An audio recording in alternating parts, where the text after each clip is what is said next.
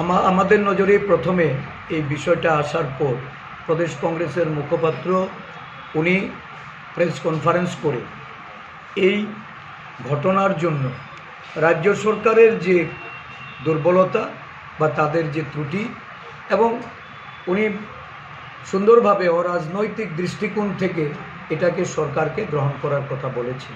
কোথায় এই ত্রুটি, কেন আজকে বিদ্যাজ্যোতির নামে অভিভাবকরা তারা শঙ্কিত, ছাত্রছাত্রীরা দিন দিন তারা এই স্কুল ছেড়ে তাদেরকে চলে যেতে হচ্ছে, ড্রপ আউটের সংখ্যা দিন দিন বৃদ্ধি পাচ্ছে, যেখানে প্রয়োজনীয় ইংরেজি মাধ্যমে পড়াশোনা করার জন্য শিক্ষকের অভাব, অথচ এই রাজ্যের মানুষকে বোকা বানানোর জন্য শিক্ষার অগ্রগতির কথা জনসম্মুখে প্রচার করার জন্য এই ধরনের একটা প্রকল্পকে এখানে ইন্ট্রোডিউস করে রাজ্যের শিক্ষা ব্যবস্থাটাকেই পঙ্গু করে দিয়েছে। ছাত্রছাত্রীদের জীবন নিয়ে সরকার ছিনিমিনি খেলছে।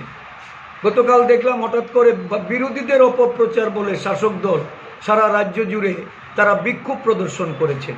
আসলে তাদের বিক্ষোভের বর্ষামুখ হওয়া দরকার তাদের দলের শিক্ষামন্ত্রী, পূর্বতন শিক্ষামন্ত্রী, বর্তমান শিক্ষামন্ত্রী, যিনি রাজ্যের মুখ্যমন্ত্রী, ওনারা কি করেছেন, কেন বিদ্যাজ্যোতির এই ফলাফলের জন্য অভিভাবকদের সম্মুখীন হতে হচ্ছে, কেন আজকে রাজ্য জুড়ে ছাত্রছাত্রীদের ভবিষ্যৎ একটা অনিশ্চয়তার দিকে ঠেলে দেওয়া হয়েছে। এই বিদ্যাজ্যোতি প্রকল্পে সারা রাজ্য জুড়ে যতগুলি স্কুলকে তারা সেখানে উন্নত করেছে, এই স্কুলে কোনো পরিকাঠামো নেই। এই স্কুলে যারা বিনা বেতনে পড়াশোনা করার জন্য এই স্কুলগুলিতে ছাত্রছাত্রী ভর্তি করেছিলেন, আজকে তাদের অর্থনৈতিকভাবে সংকট তৈরি করে রাজ্য সরকার বাধ্য করছেন সে লেখাপড়া করতে। এহেন পরিস্থিতিতে রাজ্যের মুখ্যমন্ত্রী দেখলাম গত পরশুদিন বলেছেন যে উনি এটা নিয়ে পর্যালোচনা করবেন।